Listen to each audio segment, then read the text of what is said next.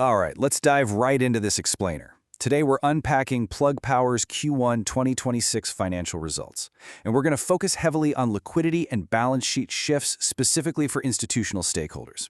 We've got a lot of complex data to get through, but don't worry, we're going to break it all down step by step using the primary source material straight from their latest SEC filing. Now, before we get too deep into the weeds, just a quick reminder. This video is for educational purposes and not financial advice. Our goal here is simply to synthesize the reported SEC data so you can better understand the underlying financials. Here is our roadmap for today. We're covering the Q1 2026 executive summary, current asset composition shifts, operating cash flow dynamics, a key liquidity metrics comparison, and finally, strategic liquidity initiatives. Let's get to it. Section 1. Q1 2026 Executive Summary. Right off the bat, the bottom line reveals a GAAP net loss of roughly $246 million for the first quarter of 2026. Now that's a noticeable bump from the $196.9 million net loss we saw in the exact same period back in 2025. For an institutional stakeholder, this metric is your anchor point, right? Even when you try to reconcile this GAAP figure to non-GAAP metrics like adjusted EBITDA, the reality is pretty stark. Despite ongoing operations and all their strategic shifts, the structural cost of doing business has definitely widened year over year. But here's where it gets interesting. Despite that expanding net loss, total net revenue actually jumped up to $163.5 million. That's up from $133.7 million in Q1 2025. That top-line growth is a massive piece of the puzzle because it tells us the demand for their hydrogen solutions, electrolyzers, and power purchase agreements, it's still really strong. But, and this is a big but, when you contrast this top-line growth with the bottom-line bleed, it immediately highlights a pressing issue with operating margins.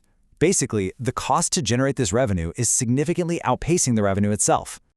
All right, moving on to Section 2, current asset composition shifts. Take a look at this comparison. We are seeing some really critical shifts in asset composition over a span of just 3 months.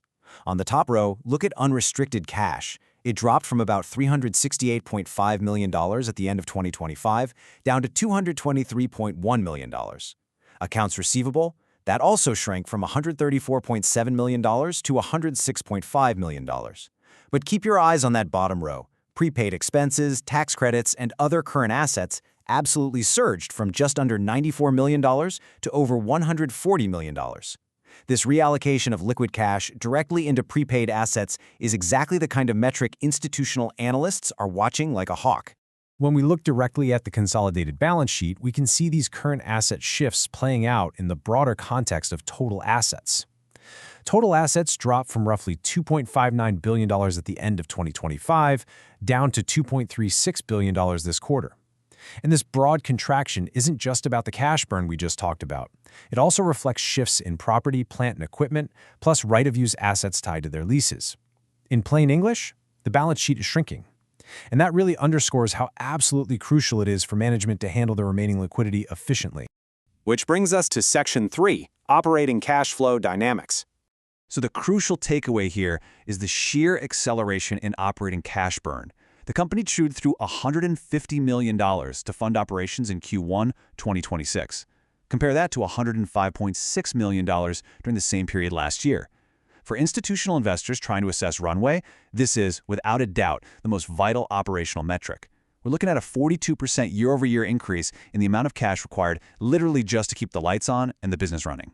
If we trace the cash flows directly from the source on the cash flow statement, you can see that this increased burn was primarily driven by the cash used in those prepaid expenses we mentioned earlier, along with some shifts in accounts payable.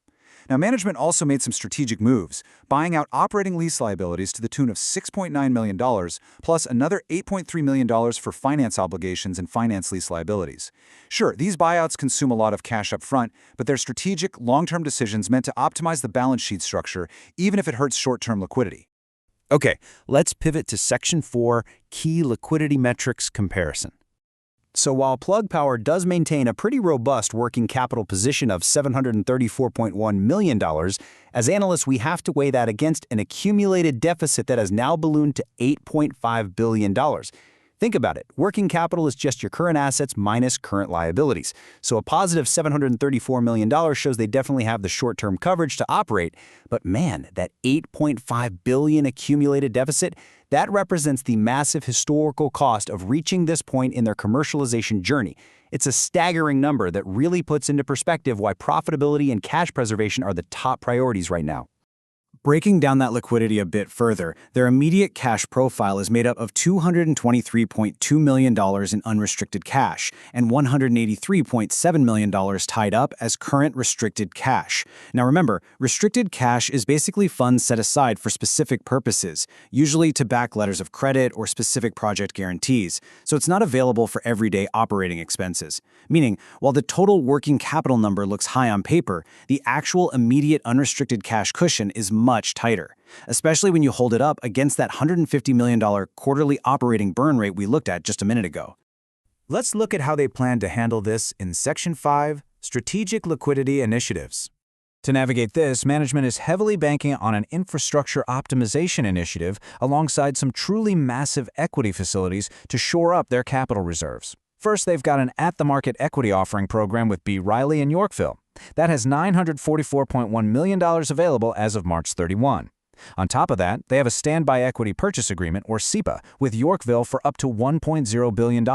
Interestingly, they actually sold 0 shares from that SEPA during Q1. These are huge levers they can pull. But of course, tapping into these facilities means selling common stock, which inherently dilutes existing shareholders, and that's a massive factor institutions absolutely must price into their models. Factoring all these assumptions together, management explicitly states in the filing their belief that they have sufficient capital to fund operations for at least the next 12 months. Now, this confident assertion relies heavily on their forecasted sales and costs, their current working capital, the scheduled release of restricted cash, and, crucially, their right to direct B. Riley and Yorkville to purchase shares through those equity programs. Essentially, their 12-month runway is almost entirely secured by their ability to inject fresh capital from the equity markets whenever they need it. Ultimately, the top-line revenue growth we're seeing is a fantastic signal for the broader hydrogen economy. But those expanding net losses and the accelerating cash utilization, that presents a very clear structural challenge.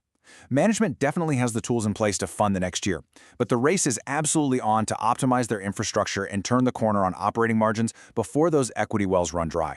So, as institutional stakeholders review this quarter's data, one major lingering question remains. Will drawing on these massive equity facilities outpace the structural cash burn rate over the long haul? Or can Plug Power scale to profitability in time? We'll just have to wait and see. Thank you so much for joining this analytical explainer. Please like and subscribe for more videos.